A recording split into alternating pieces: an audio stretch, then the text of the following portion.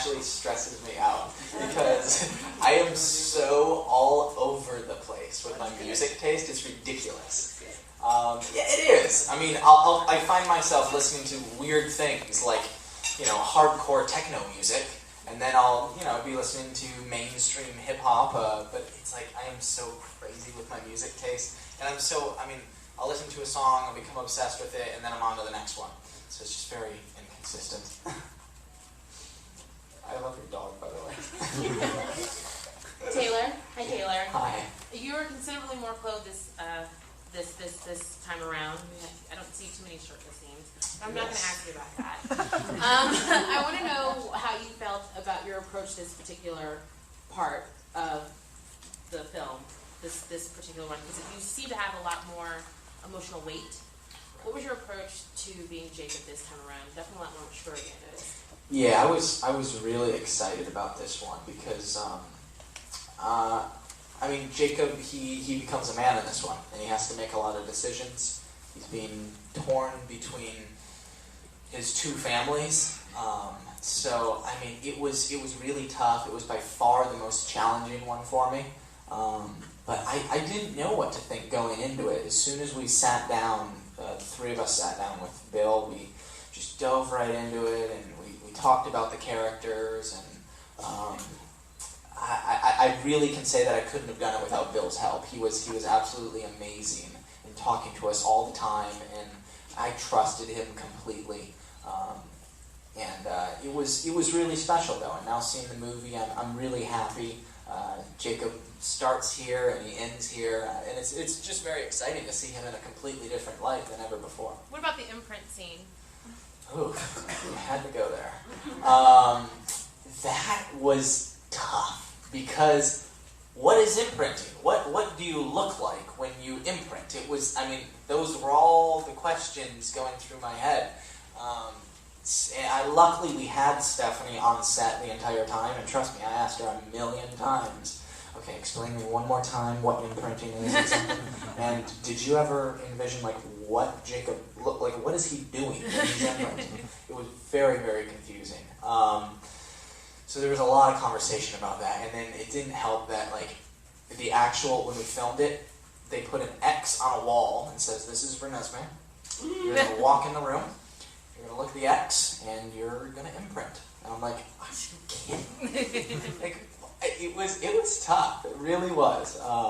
But now, after seeing the final version, I'm really happy with it. It's emotional.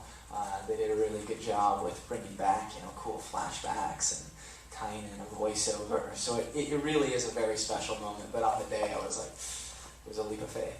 Off of that, Taylor, were you at all bummed that after gunning after Bella all this time, Edward gets a hot vampire bride and you get a baby? Yeah. I've gotten over that by now, but originally, I remember the first time reading the book, the fourth book came out, and I'm like, all right, what's going to happen? Is, Edward going to end up with Bella? Is Jacob going to end up with Bella? And I was so confused. I was like, wait, he's trying to get Bella the whole time, and he strikes out, so goes with her child?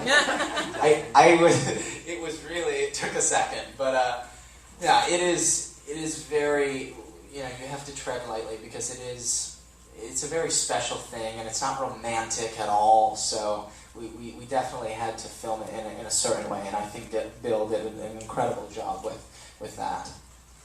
So. With all of the great things that Twilight has brought you, what's the thing that you are ready to kind of put behind you and not have to experience anymore as a result of the franchise? Not wearing clothes. Maybe the climate of where we film, and those two together don't go very well. I love Vancouver, but we always, we have to film when it's cold and rainy and gross, and the sun comes out and we got to stop filming. I honestly can't even think of complaints or anything that I wouldn't want to do because of everything it's given me. It's just absolutely unreal, and I didn't see it coming at all. None of us did. My mind doesn't even go there. I am just like crazy thankful for what this has given all of us and the opportunities it's given us as actors. And as a follow-up, you guys have become practically a family of your own at this point. Who's the most, I guess, maybe at first unlikely person that you've become really, really close with as a result of Twilight? Like, you might not have thought that when you first started. That's a good question. Because I can definitely say that we all are very, very close. One person that I'm really close with, and I'm happy, and it could be unexpected because he's not even in the franchise anymore because I killed him, was Eddie Gathegi, who plays the Wand. He's an incredible guy, so we're very close. So maybe that's unexpected because I haven't filmed a movie with him in a few years. And the last time I did, I took him out of the franchise and I bit his head off. So I apologize to him for that every single day. But no, he's a great guy. But at the same time, I mean, we have all grown so close, and it's really unbelievable how much we've gotten along. And I can't imagine filming this franchise if we didn't. It would be a complete nightmare. In the back, I'm just curious, since Twilight fans are so rabid, what's been your craziest fan encounter? And after that, please tell us what you've got in mind next. Craziest fan encounter. That is so tough to like choose one. And I don't like using the word crazy. I like using the word passionate. I mean, Kristen and I had a very interesting Brazil experience that I've talked about numerous times that just was out of control but amazing, and there was a lot of passion there. And then I've had a few girls that, tattoo a picture of you or your signature to their arm. I mean, that blows my mind. Something new happens every single day, and it continues to blow my mind. Like, you think we would all get used to it and expect it, but every time something happens, we're like, are you kidding me? I mean, it's just, we wouldn't be here today, promoting a fourth movie if it wasn't for that amount of passion. So, I mean, that's absolutely unreal to me. And then next, I don't know, to be honest. I've been promoting back-to-back movies, or 2 back-to-back movies, and now I'll have a little break, which I'm excited for. And it'll give me time to, catch up on sleep a little bit, and also start to think what'll be next. What about Gus Van Sant? What about him? He's Wasn't that just announced this week that you're going to do a movie with him? He is a very, very talented director who I've always looked up to and I've always wanted to work with. It's very premature, so I really don't have much to say now other than the fact that I really, really respect him and would love the opportunity to work with him. Is it true that it's based on a New Yorker article? There is a project like that floating around somewhere on this planet. Hi, Taylor. Hi. Now that you've finished playing Jacob, is there any part of the character that will stick with you? Yeah, absolutely. After playing the same character for 5 movies and for years, you grow so close to him, and you start putting yourself into Jacob, and you start putting Jacob into you, and I love Jacob. There's many things that I look up to Jacob for. Jacob's one of the most loyal people, one of the most persistent people. He has amazing qualities to him that I hope I can learn from him and implement into my own life, which is kind of cool. Back here, Sarah, way in the back. Way in the back. Way in the back. How you doing? Following on what you were saying about what's coming next, and also the prospects of whether it's working with Gus Van Sant or doing a variety of films, how important is it to you now, being so identified? Not that there's anything wrong with being part of a hugely successful franchise, but being so identified with Jacob and this particular story. How important is it to you to find something different, or is it just a matter of finding something that keeps your face out there? No, it's definitely not a matter of just finding something that keeps your face out there. It's I want everything to feel special to me, and I'm very specific about that. But no, in a way, it would almost, and we've all said this to each other, because we all deal with it, it would almost be a compliment to be typecast, because that's our jobs. Our jobs are to make the fans believe that we are these characters. So in one sense, we're trying to do that to ourselves, because that's the goal with these fans. But at the same time, of course, as actors, we want to be able to go off and do different things and challenge ourselves to many different roles. So yeah, it's very exciting in one sense that it's coming to an end, and we get to go off as actors and experience different things and continue to challenge ourselves and grow. But at the same time, it's a bummer, because it's been such a huge part of our lives. Taylor, one of your most pivotal scenes, when you kind of fight back as a wolf and kind of go alpha a little bit, is done in the heads of the wolves. So it's not. Did that kind of frustrate you that you couldn't put your own physicality to that, or did you guys rehearse it as people standing there at some point? Did you just have to do it in an empty room? We actually, it was kind of weird and awkward, because we were standing in an empty room, and they actually filmed us.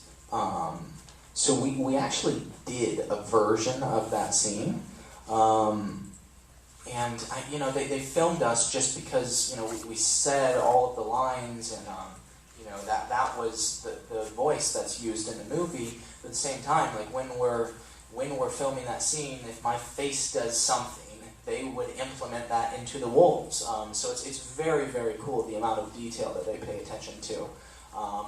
So in a way, yeah, I'm bummed, because the wolves got a very cool scene that we didn't. But I'm kind of used to that by now. We, in a sense, we were able to do the scene, and they actually were able to use specific things that we did with our bodies, with our faces, with our voice, with everything, and just implemented them into the wolf. Hi, Taylor. You said a few minutes back that you guys could not have done this without Bill, made these two films. Are you comfortable enough this late in the franchise, or feel maybe that you own the role enough to say to him or to whoever, no, Jacob wouldn't have done it that way, would have done it this way? Did you get into any kind of situations where you were arguing for your take on it? Thankfully, no. We are so open with each other that, I'm sure any of us would have spoken up and said that, but with Bill, he just made us feel so comfortable to begin with, because it could have been a challenge playing, the same character for 5 movies, and you have a different director each time, and then when the new director comes on board, sometimes it can take a second to adjust and get on the same page with him. But Bill was so amazing, and he really just made us feel comfortable and open. A version of those did happen where it wasn't an argument, but we would say, I think he would do this, or I think he would say this, or I don't think he would do that. And Bill was very open about everything, and then Bill would, he would say the same stuff to us. And I've respected Bill for a very long time, even before I've had the opportunity to work with him or found out I was going to be able to work with him. So I was able to completely trust him. All of us were, which was very important as well. Last question, please. Hey, Taylor, over here.